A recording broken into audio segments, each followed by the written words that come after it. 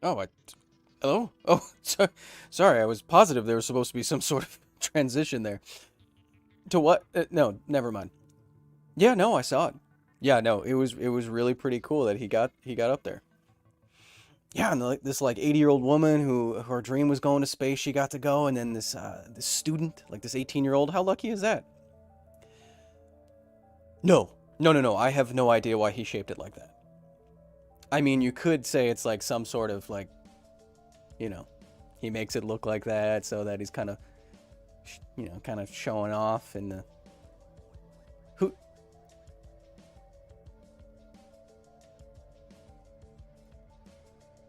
Oh, I've been on hold at Bed Bath and Beyond for like 3 hours. Let's head back to Earth. Oh, hello. Nope.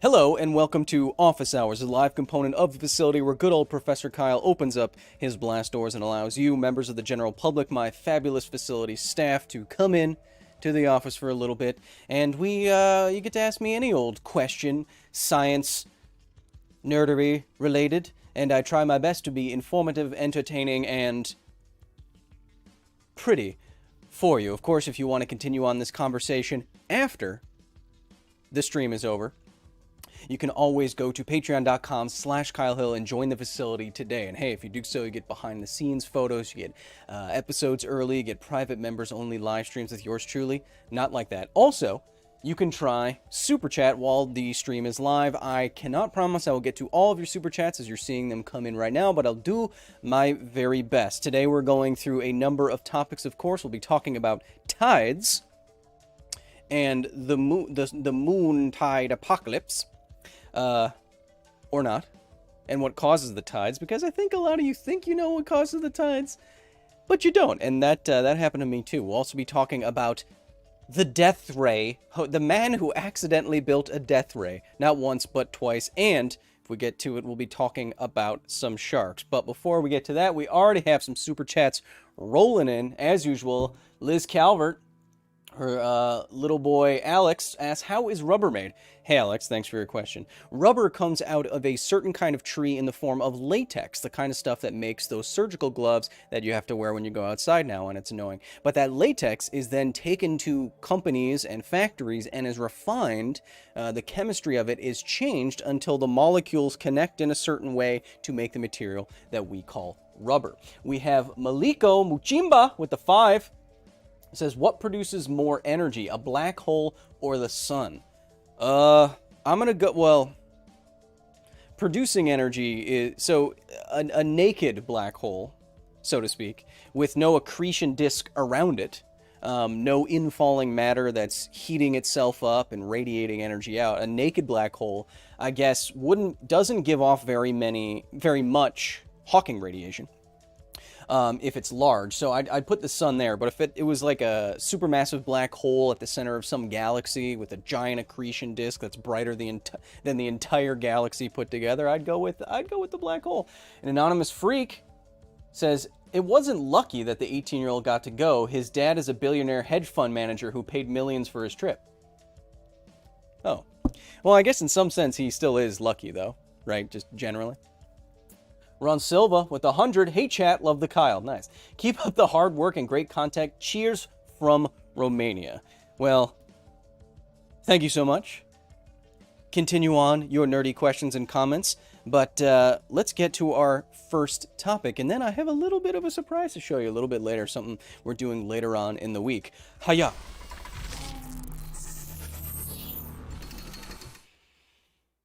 The moon wobble apocalypse, as I call it. Or maybe let's try to make it sound a little bit more epic.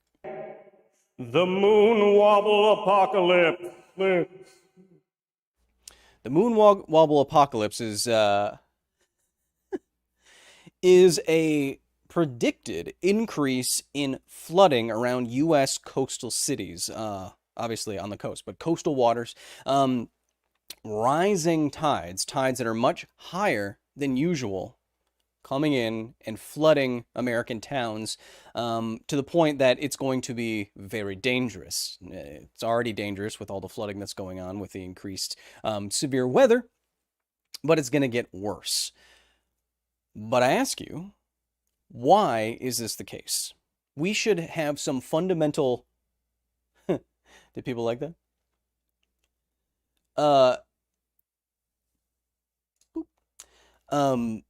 We should have some fundamental knowledge of why the tides occur so that we know what the problem is here, right? So if I asked you, why do the tides happen? Class, anyone know? Anyone know? Well, most people, I believe, would say something like this, that they know that gravity exists, and they know that a large body like the moon would have some sort of gravitational attraction on the Earth. And indeed, this is true. A lot of people are saying, moon, gravitational force on the moon, moon, gravity of the moon. See, this is what I'm getting at. This is only half of the actual explanation. So there is, of course, a gravitational pull from the moon. But if this was true, if this was the only thing going on, you would only have a bulge. You'd only have one bulge on one side of the planet. The planet, the face of the planet that is facing the moon in this tidal-locked orbit. As the Earth rotates, there would only be one bulge on one side of the Earth as it went around, right? If the Earth is spinning and the moon's here, it's just going to be one bulge that goes around. But we know that's not actually what goes on during the tides. There's not just high tides in one place on one side of the Earth. So it can't be the entire explanation, right? We actually know that there's a bulge on the other side of the planet. The force of gravity does not explain this in its entirety, so we have to look for more options. Well, what do we know about the planet? Well, the moon is going around the planet, yes, but the planet is also going around the moon. Which means that if you combine the two orbits, because if you were trying to balance the gravitational influence from both of these planets, it wouldn't be at the exact center. Stefan says, I'm a banana and you are banned. Too many bananas. You can't say bulge and banana in the same sentence. The internet will explode. You're banned. Anyway, so if you were trying to locate the center of gravity for this system, it wouldn't be directly at the center of Earth. Otherwise, the moon would just be going around the Earth. But because the moon has some mass, it pulls that center of gravity, and where the system would rotate, it pulls it out from the center of Earth a little bit, which means that the Earth is going around in a small, very small circle, like you're seeing here from this frame of reference. Now, you know, when you have something like a ball on the end of a string and you start spinning it around, that ball will experience some kind of force, right? You feel that. Or if you're in a car and you make a hard left turn, you feel some force pushing you to the right, correct? Well, most of the time we call this a fictitious force, a centrifugal force. In another frame of reference, it's just inertia. Whatever you want to call it, you know that when something is spinning around in a circle like that, there is a force that pushes it in the direction opposite where, if you drew a line from where it's rotating to the center, you know it's pointed in the opposite direction. So knowing this, and knowing that the Earth and Moon, but also Earth and Sun, but the Earth and Moon system have a barycenter, that white dot there, that they're orbiting around. That means that the Earth should have, additionally, some inertial forces in this system. And so, let's remove that. And so we combine the two here. So now we have, they're calling it FR, but let's say that's a force of rotation. So we have an inertial force here, FR, that's pulling away. That's showing the sun, but it can also be the moon.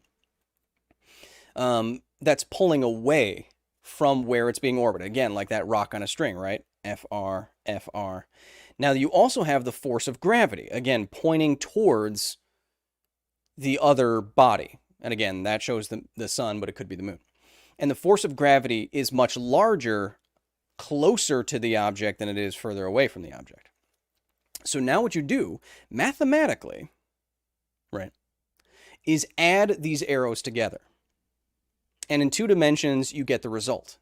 So if you have one arrow that's pointing this way that's large, and one arrow that's pointing this way that's small, the resultant is just a small arrow pointing that way, right? So if you add all of these together, what you find is on the top of the planet, points B and D, when you cancel out FR and FG, these left and right components cancel out, and what's left is just that slight upwards component right there, that D.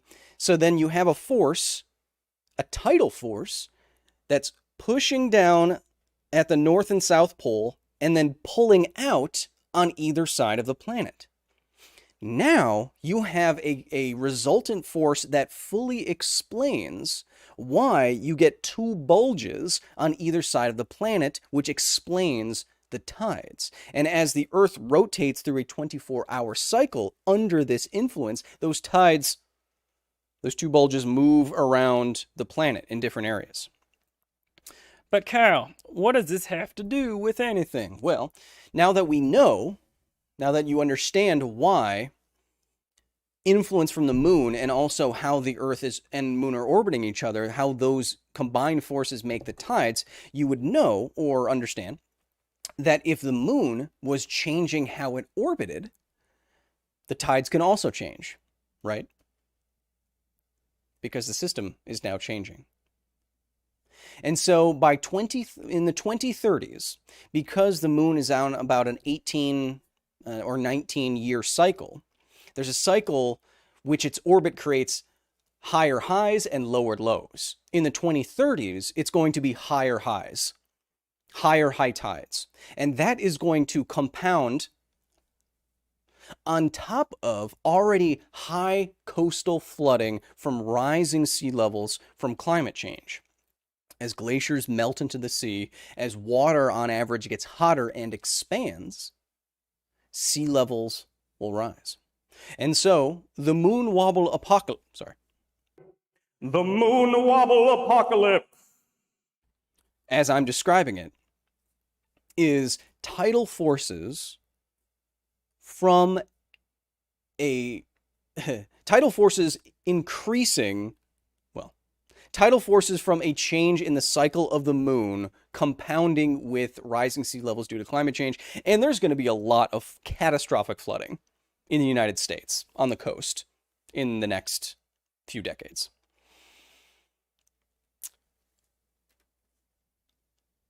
You end on a nicer note.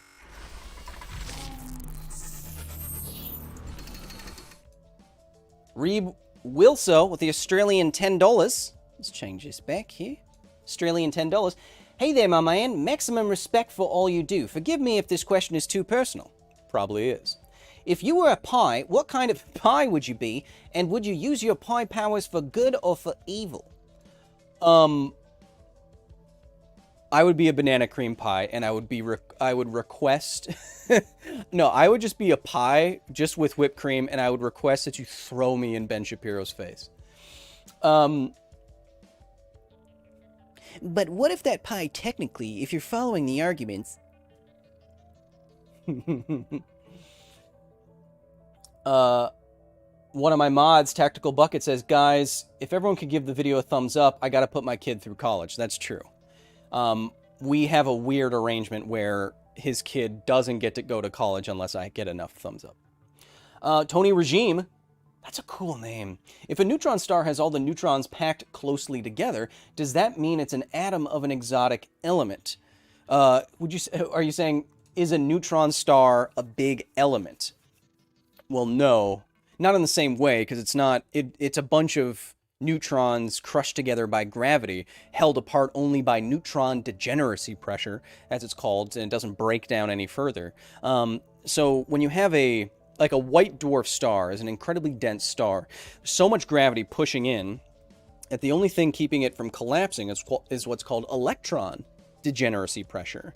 And it's literally the force of electrons trying not to come together. You know that like charges repel, and electrons both being negative, they would repel each other. So in a white dwarf star, these electrons are really close together, and the star comes down and goes, and that's what's stopping it from falling. But if you add enough mass onto this, these electrons fail, and they smash into each other, and they create neutrons, and then the neutrons hold themselves apart with neutron degeneracy pressure. And if you add even more mass than that, that fails, and then it becomes a black hole. But an element, as you're thinking of it, is more so a nucleus with protons, neutrons, and electrons orbiting it. So it's not quite the same way.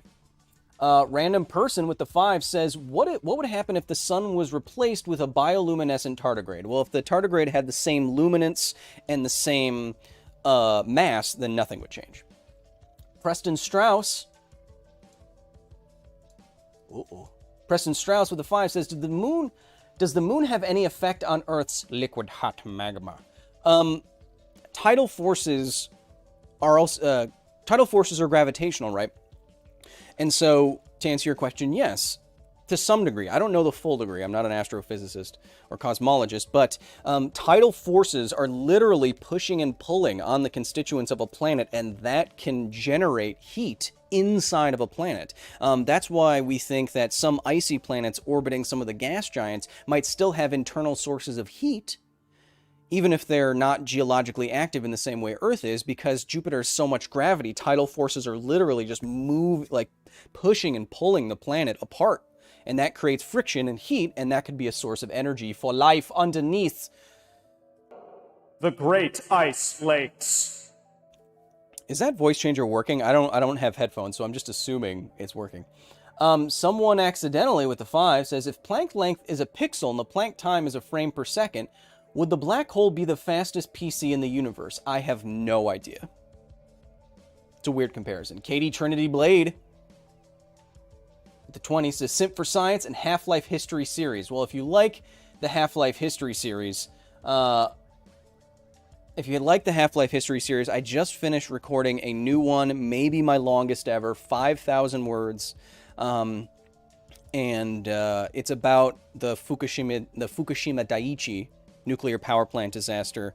And it's 13 pages long. And I think I did a good job writing it. And I'm excited for you all to see that later this month.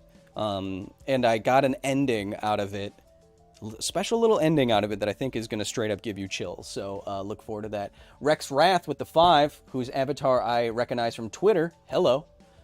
Nerdy Loki with the $20 says, because our tide is largely affected by the gravity of various stellar bodies, how would planets with 2 or more suns or moons be with weather? Would they be more chaotic and extreme or largely similar to Earth? That would depend entirely on the system. Don't know. It would depend on the specifics of the system, because, for example, you can imagine orbiting bodies. Well, there's binary star systems that it's 2 stars that are orbiting each other, but they can be so far away from a planet in a solar system that the planet feels them basically as one source of gravity. But if those parameters were changed, it could feel them both sources, and then you get these weird, crazy tides, so it depends. Wolfblade with a New Zealand 10 says, Kyle, you're awesome. Oh yeah, prove it. Daryl Grant with the 5. Alan says, I have a funny Australian accent. No, I don't. Elizabeth Lee. I rarely catch these live streams. Happy. I wonder when he is going to visit Chernobyl. I am leaving for Chernobyl this year in a couple of months. I won't say exactly when, because if I say exactly when, then my enemies will try to raid the facility while I'm gone. But when I leave, I will tell you on social media that there won't be any videos or office hours that week. But I do, if you follow me on stuff, you know I got my Geiger counters, I got my drones, I got everything I need, actually. So I'm ready. We booked flights last week, a couple days ago, and hotels, so the trip is on, baby.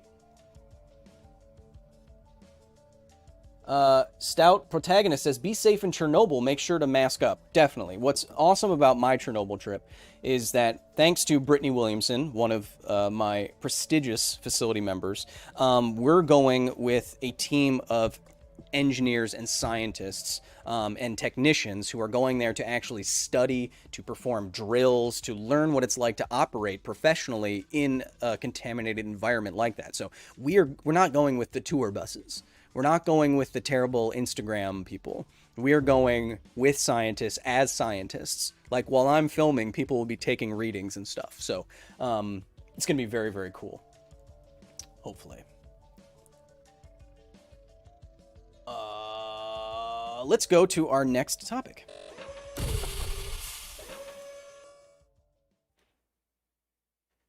Inuasha says, bring more than one Geiger counter. I have two.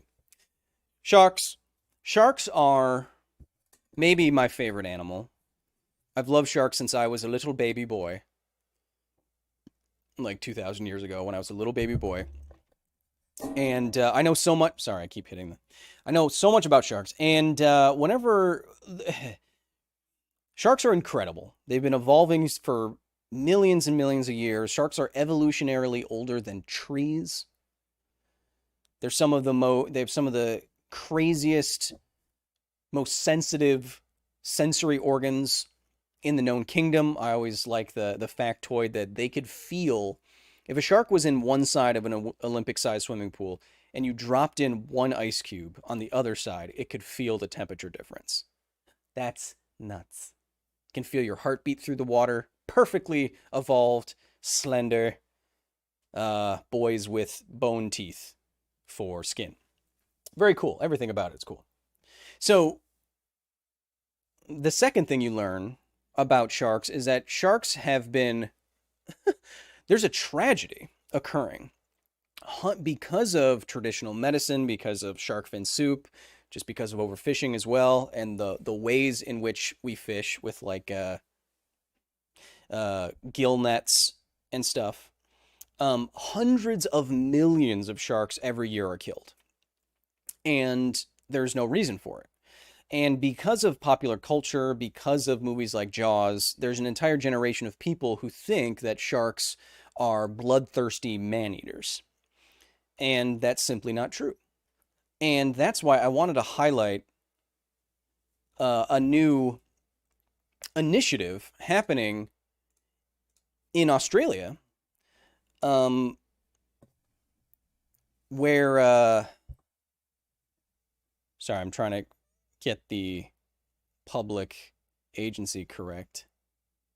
Okay, so in Australia, and all you Australians watching, the Australian Marine Conservation Society, along with the Queensland and NSW state governments, have already taken the step to rebrand shark attacks to not attacks, but negative encounters and interactions. And to, when possible, use language like bites instead of attacks. And I think this is completely justifiable, especially when language matters when it comes to changing public perception about the reputation of something. So it makes sense to say negative encounters instead of attacks because, A, almost no one is killed by sharks ever. More people, this is literally true, more people were killed by dogs last year than great white sharks in the last 100 years. They're not bloodthirsty man-eaters. They're looking for food. They sometimes bite things that aren't seals. And so, because it's extremely unlikely, almost no one is ever killed, and humans are not their main prey, they're usually mistaken. Classifying these things as bites rather than mistakes makes a lot more sense. And these are usually bites. These are not attacks in the way that you think they are. Sharks do a lot of their sensing through bites. If you've ever seen diving with great white sharks, you see, or any sharks really, but great whites usually, they go up and they bite the cages Why are they biting the cage? Well, they can't touch it with their fingies. They don't have fingies. They can't feel stuff like that like you do. They have to use their mouths to feel things. It just so happens that when a great white shark is checking whether or not you are food, its mouth is so big and so dangerous that checking a lot of the times can kill you. But it's not because it's trying to eat you. If a shark was trying to attack and eat you, that's what would happen most of the time. And there's an image problem for sharks because the vast majority of shark species are harmless. The majority of shark attacks are represented by 3 species of sharks. That's it. Tiger, Zambezi, or bull shark, and great white shark. I know a lot about sharks. Bull sharks have the most unprovoked encounters, and great white sharks have the most fatalities. But again, if they're just checking you out, of course the great white shark would have more fatalities. It's a 25-foot long fish with a mouth so big it bites you. So, as the Marine Conservation Society argues, shark attack, quoting here, Dr. Pepin Neff, shark attack is a lie. Noting that more than a third of encounters left no injury at all, while other include more minor bites from small sharks that would not have been a predatory action. Only 8 people last year died in Australia because of shark encounters. Avoiding the term like attacks and reporting shark incidents helps improves the public understanding of sharks and how they behave. And he makes a really good point here that I like, that if people are smart enough to be able to separate the difference between a dog bite and a dog attack, we should be able to do the same for our fishy finned friends here. Differentiating between an attack, a test bite, and a bite, those kind of things.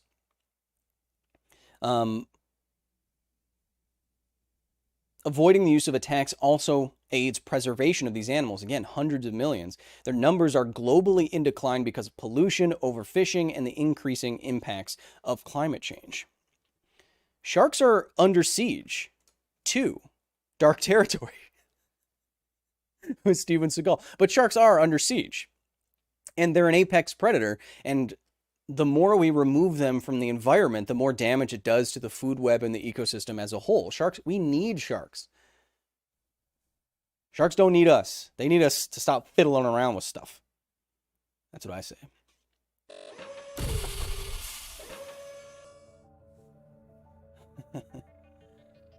Pascal Chevalier says shark are on the moon?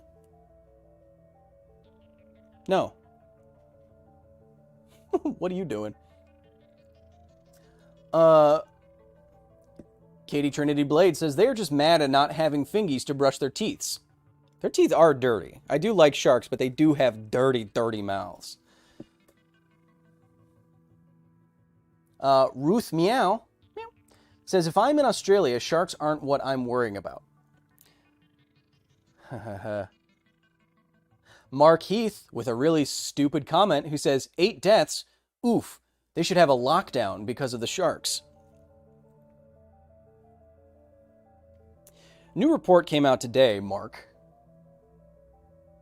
that because of underreporting and the lack of good testing and reporting, we think the number of people who have already died because of the pandemic in India, we think the number is about 3 to 5 million people. You somehow comparing a public health measure that's trying to literally save hundreds of millions of people, or tens of millions at the very least, you comparing that to fear over a little bit, some shark attacks, is not only wrong, but it's callous and stupid.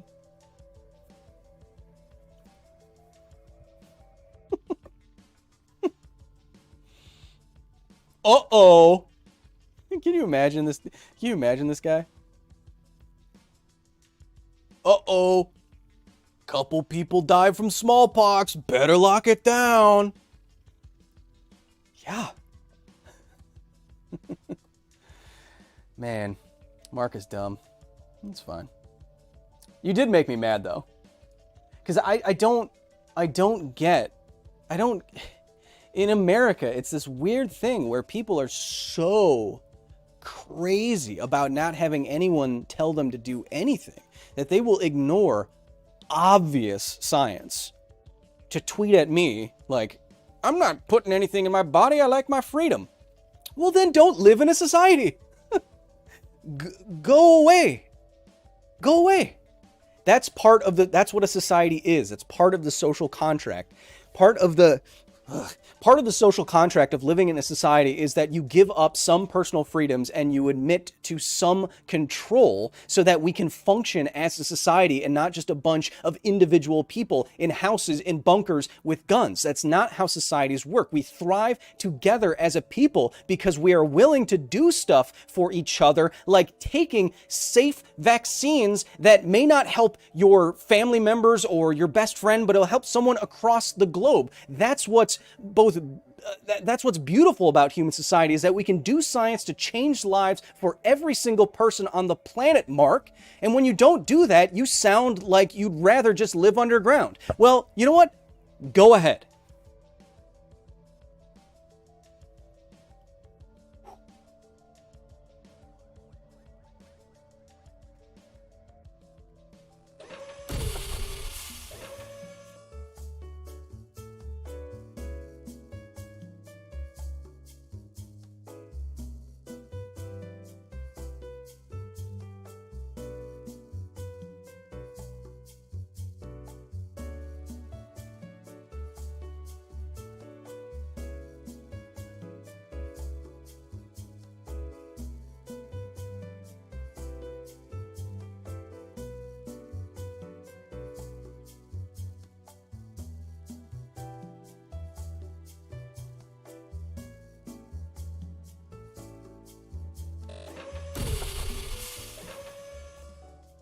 I'm fine.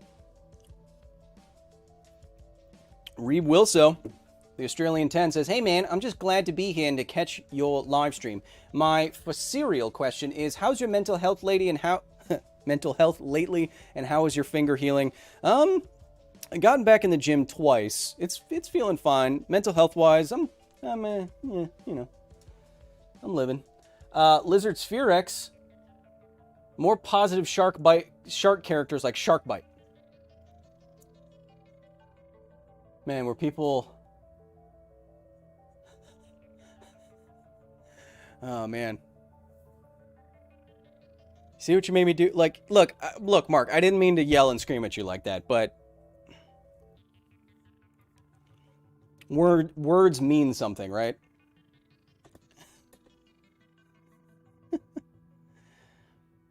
And when we communicate about something that's potentially harmful to the entire planet, we got to be careful. We got to be serious, you know?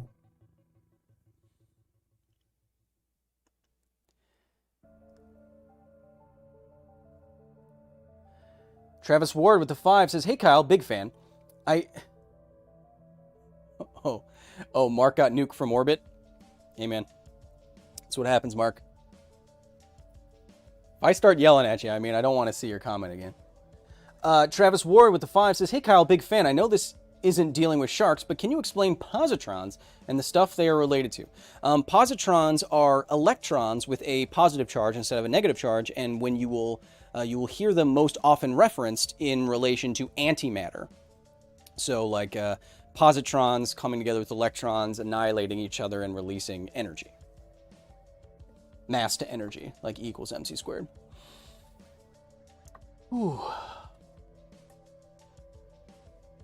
We don't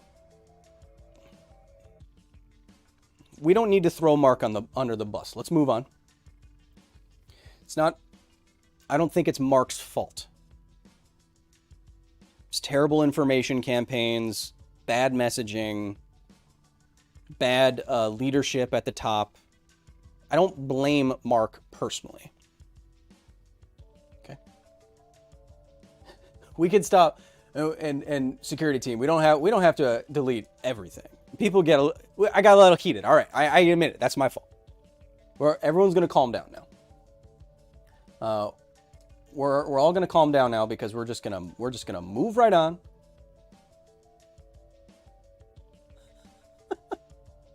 Man, oh, another Mark came in the chat just to yell at me.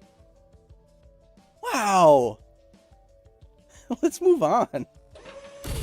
Jeez. Who is this guy? What's this trash?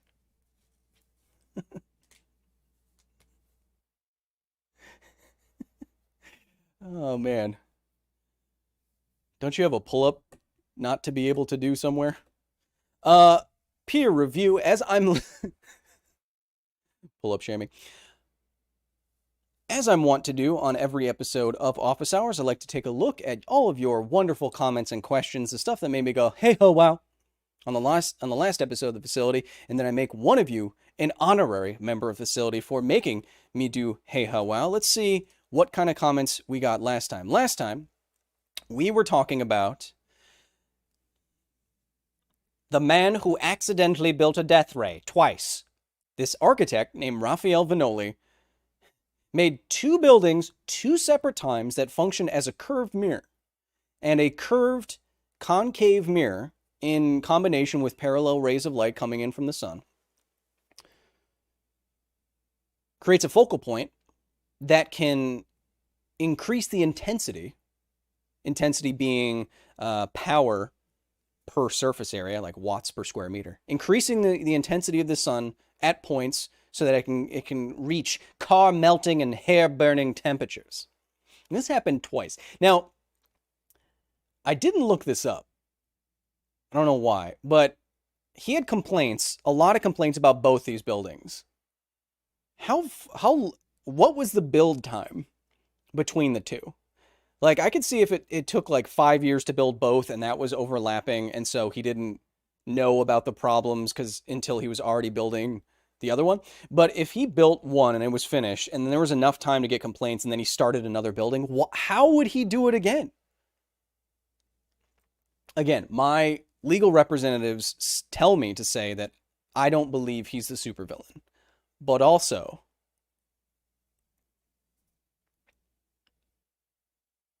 your comments and questions. Jess Marie G, one of my original facility staff members, quoting me, "You remember outside where the people are? Ugh, why would I want to go out there?" I know, right? I am learning how to fly a drone in a park, though. That's kind of fun. 91 says, actually, as a physics enthusiast, oh, cool, me too. Giant parabolic glass and mirrors is exactly how I imagine a death ray to look. Even the ancient Greeks figured out the math 2,000 years ago, though they lacked the technology. Well, the Mythbusters kind of tested that. Basically, no one intelligent builds a death ray on accident, and no wise person builds a death ray on accident twice. That's pretty good. I'll get to your comment in a second, Kellen. Ooh, look at my... a lot of people ask me what I do with my hair. I added a new part to the routine.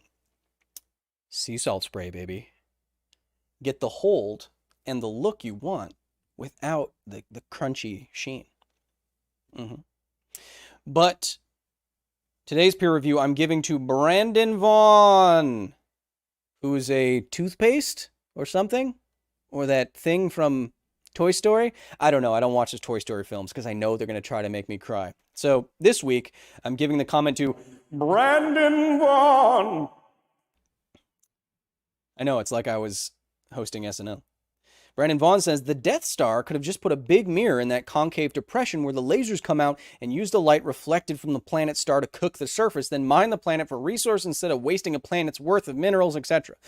Two things come to mind when you mention that, Brandon.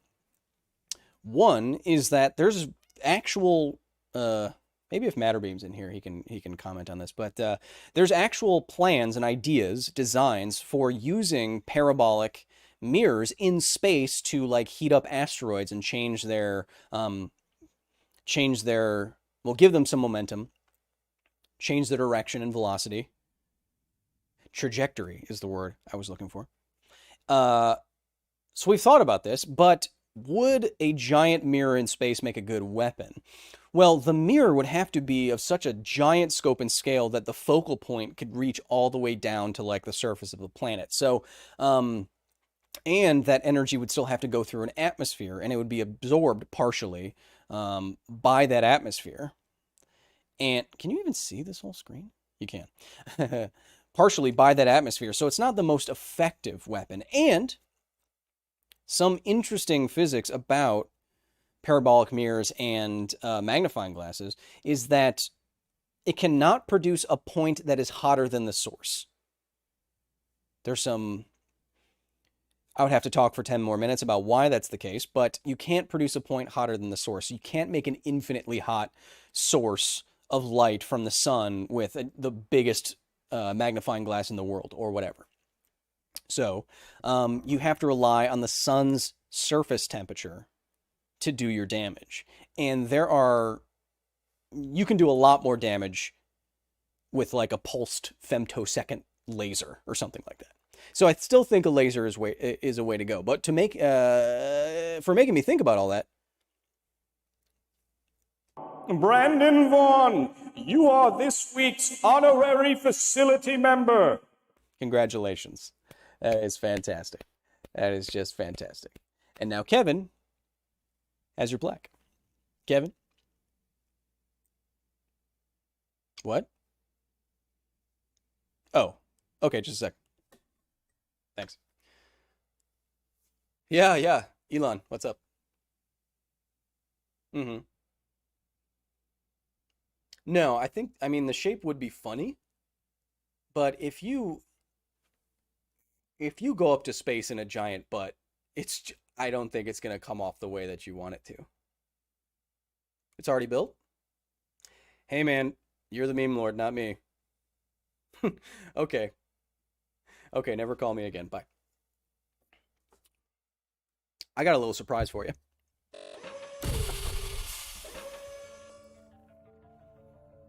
Welcome. Welcome to the Facility Gaming Command Center. Oh yes, that's right. Welcome. To the Facility Gaming Command Center.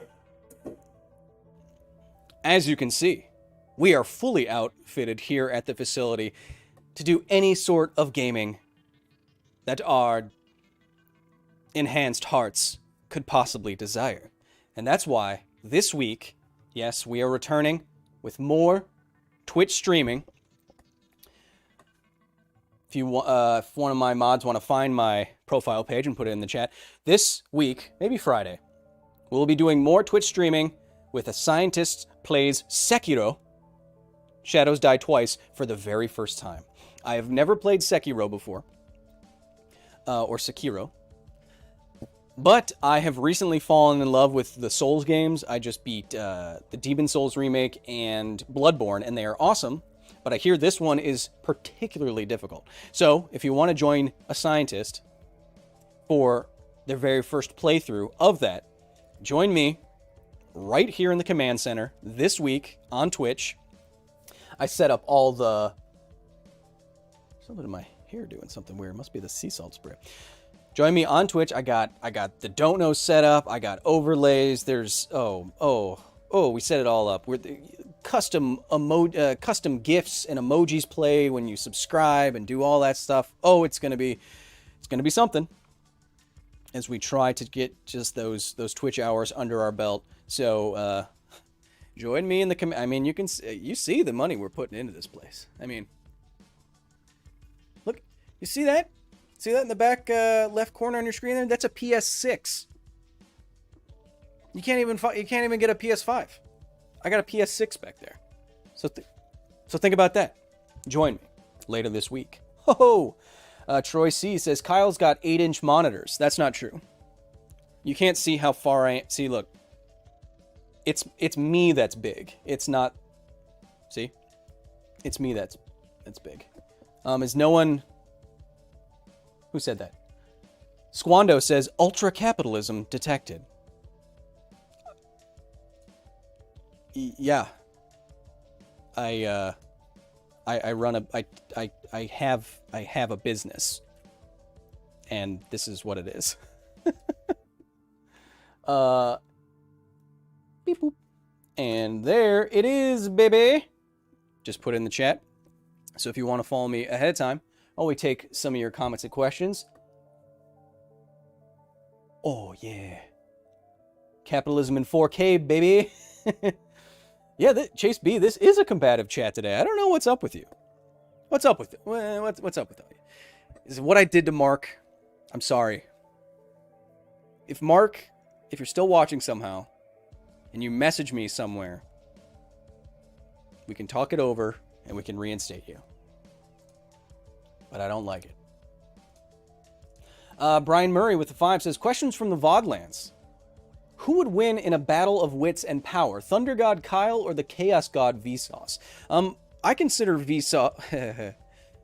I may or may not have done a video game style donkey ranking tier list video for all science YouTubers that's coming out soon. I may or may not have done that. But obviously I consider Vsauce to be one of the originals. He's one of the very best. Very few people explain stuff better than Michael Stevens.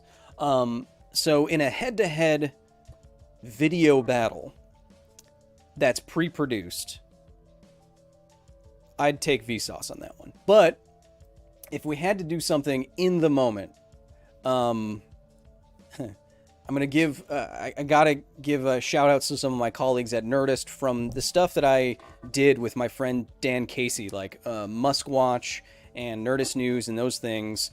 Working with people with actual comedy backgrounds, I've gotten pretty good at thinking on my feet, as we've been doing the entire time on this stream. So if me and Michael Stevens' battle was live, I wouldn't bet against your boy here. Not 100%. But any of his videos stand up against mine very favorably, I'd say. Half-Life Histories, don't know. Why are we comparing people this way? Aaron Leonard with the $14.99 says, actually, in the story campaign of Star Wars Battlefront 2, the Empire uses a series of smaller lasers to change the weather on a planet. IRL, the same system of mirrors could be weaponized instead. I guess, yeah, heat the atmosphere, change the system. I can see that. Muziek Jerunchev 88 with the 21 euros. That's even better than American money. Wait, is it? Or is it pounds? I'm not up to date on my change rates. I haven't been in an airport for a while. Hey, Kyle, awesome show. Woo! But would you mind tying up your hair, please? It's making me nervous. Kind regards from the Netherlands.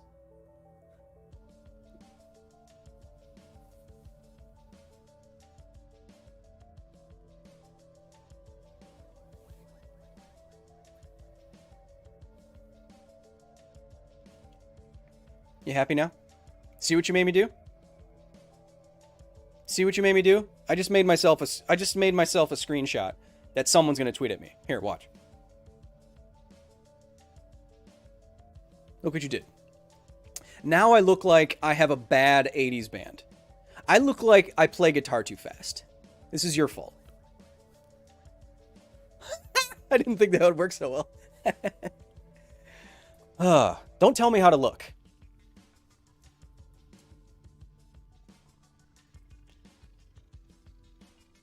It's going to be cool. I have these monitors set up above and behind me here. We can be playing games on this monitor in real time while reading chat on this monitor in real time. And we also have the full gameplay experience all set up. Alizaki says, oh, now you look like that guy from Nickelback. I have way better hair than Chad Kroger, and don't you ever say different. I have it on good authority that Avril Lavigne also agrees with me. Ulamaru says there's no such thing as guitar too fast. That's not true. I think you lose some bit of the... anyway, we don't have to get into it. HD Game Wizard says more like Robert Plant from Led Zeppelin. That guy was not afraid of volume. Watch the DVD How the West Was Won. Robert Plant, Led Zeppelin, Royal Albert Hall, 1969. Sarah's like out to here. What a voice. There's only two people that could honestly be argued as the best rock vocalist of all time.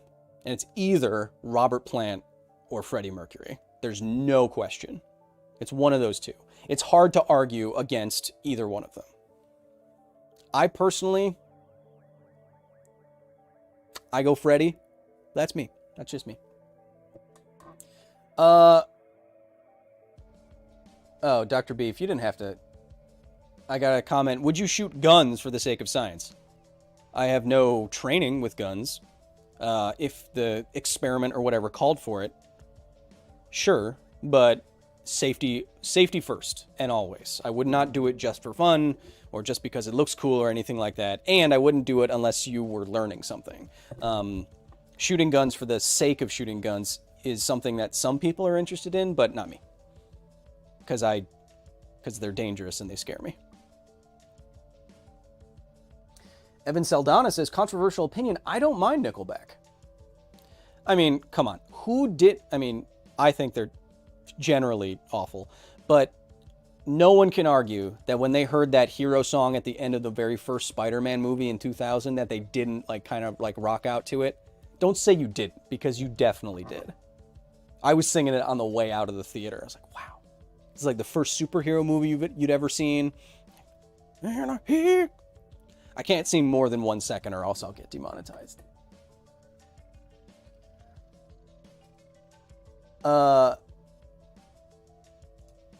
Patrick Wilson with the Australian. We'll just get a couple more in here. I want you to kind of take in the command center here as we get prepared to play. Later this week, Scientist plays Sekiro for the first time.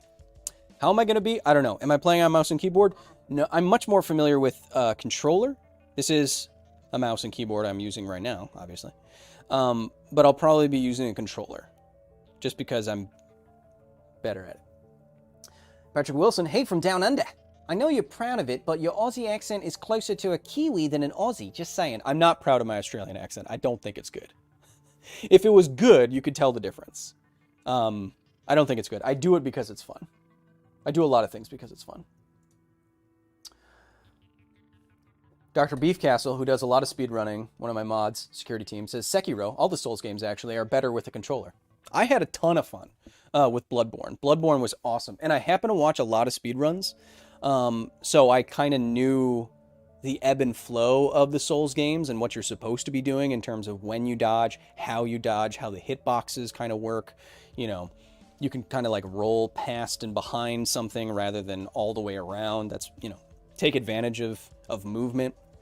And so by the end of Bloodborne, I think I beat the last 3 bosses in a row without stopping. Felt pretty good. Overpowered the wet nurse. Which, yeah, and when I say it out loud, it's bad. Curtis Radinsky says, how long has Kyle been streaming? I just made it. Oh, we're almost done.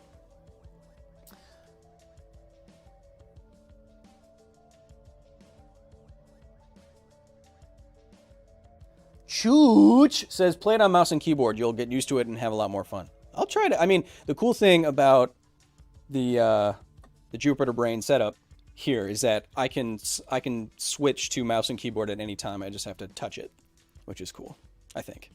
Still have to buy Sekiro, but we'll wait. Oh, yeah. Kellen. Van Skyver, who had a 10 or a 20? I forget. Can you summarize quantum entanglement?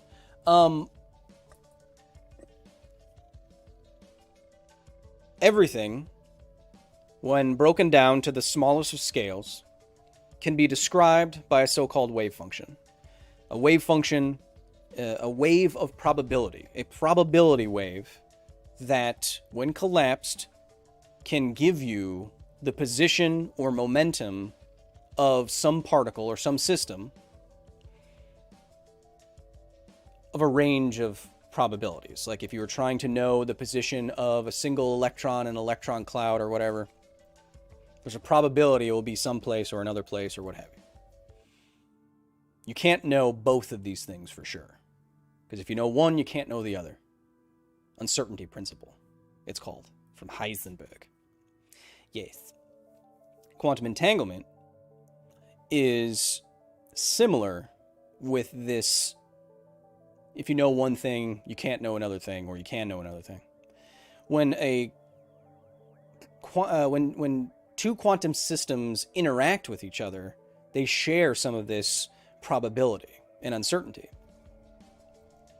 And so if you knew one thing about the system, the probability of the other part of that system having the only other option changes, right? So if I have two entangled particles that interact with each other on this quantum scale, if I change something about one, something about the other changes. It has to, because I know something about this one now. And so it can't be just a nebulous probability about the other one. They're entangled. If I know something about this, I have to know something about this by default. And so quantum entanglement produces what Einstein would call spooky action at a distance, which is if I entangled two electrons and one spun up and one spun down, it's not actually spinning like that, it's just a term we give it in physics. If I entangled two electrons and we didn't know if they were up or down yet, I could separate them by theoretically any distance. And if I measured one and it was spin up, the other one would be spin down all the way across the universe instantaneously. That's kind of quantum entanglement in a nutshell. I made some analogies and quick statements there that are not rigorous, but generally. The real thing that you need to get your head around, that no one has really gotten their head around because we didn't evolve this way. The real heart of the weirdness of quantum mechanics is that particles are probabilities. Like, where they appear and what they're doing isn't 100% known all the time. Or there's not 100% chance it's always going to be in one location or another location. And so everything is like this big probability function. You don't suddenly pop into and out of existence or teleport through a wall because you have so many particles in your body that these quantum weirdnesses tend to cancel out. But if you were something super small, like an electron or a photon of light, and I shot you at a barrier, there's a chance your probability wave would collapse and you'd be found on the other side of the barrier. This doesn't make sense unless we consider these particles as probabilities of existing somewhere. Because if it was just a ball, like a tennis ball, and you threw it at a wall, it's never going to go through it. But for whatever reason, quantum mechanics, if you throw a little electron ball at a wall, sometimes it just goes through it. Spooky. Just one more. Is chat being toxic today? It's probably, I got a little heated. I'm gonna admit it. Serial Box says, Kyle's security team are literal Terminators. Well, yeah, just be cool. The rules are stated. Don't spam. Don't ask me weird political stuff.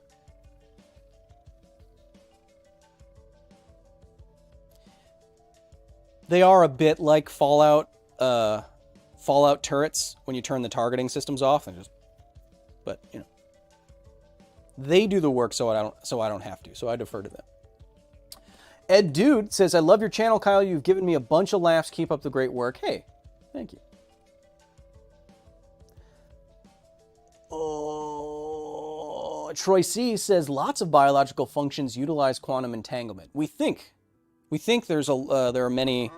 Well, there are examples that suggest that some like proteins and atoms and molecules have evolved in bodies to respond, to have that when they go through some quantum mechanical process, it is advantageous to the organism, like sensing magnetic fields if you're a bird and you're trying to navigate, for example.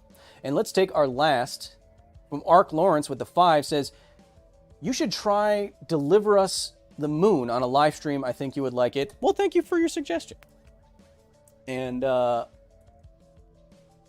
Lawrence is suggesting that because, well, I usually say thank you for joining me for this episode of Office Hours. I want to remind you with this is that if you want to join me this week on Twitch, as I just put in the chat, if you want to join me on Twitch for A Scientist Plays Sekiro, Shadows died twice for the first times because I like those games. Join me on Twitch, and we'll be here in the command center playing some games, answering your questions, talking about the science of Sekiro, if that's at all possible. Probably a lot of blood, sword, katana stuff. I think that's going to be a lot of fun. It's going to be a start of more regular streaming from inside the command center here. And I think it'll be a lot of fun. I hope you enjoyed what we talked about today. But Carol, what did we talk about today? I know. We talked about the moon wobble apocalypse and why changes in the moon's orbit is going to affect coastal flooding in U.S. cities. We took one of your comments, questions, and corrections from the latest episode of the Facility. Go watch that if you haven't yet, please and thank you. And we talked about why we probably should rebrand shark attacks as encounters or bites, because they're good boys. And we shouldn't be killing hundreds of millions of them. I hope y'all in the chat and y'all watching not live have a wonderful rest of your week. If you're late and you want to catch this goes up right after we're live this week on the Facility. What are we doing? We have our second lava video, and I may or may not have thrown something into the lava to see what happens. So be on the lookout for that. If you want to continue on this conversation with me, you can always go to patreon.com/Kyle Hill, join the Facility. Today, there's number of tiers, number of options. You can get into our Discord. At the very lowest tier, you get episodes early. At the very highest tier, you get your name on doors inside the Facility, in the windows. You appear at the end of every video on ARIA. Ho-ho! Drape on a silky white lab coat. Until then, until I see you next time, which will be later this week, be nice to each other, because this is all we got. You know what? I'm going to call that Mark guy right now. Yeah, hey, it's Kyle Hill. A drone gave me the number? It doesn't matter. I have cameras all over your house. Look, Mark, I know I kind of blew up at you a little bit, but we live in a society, dude. You can't just sit.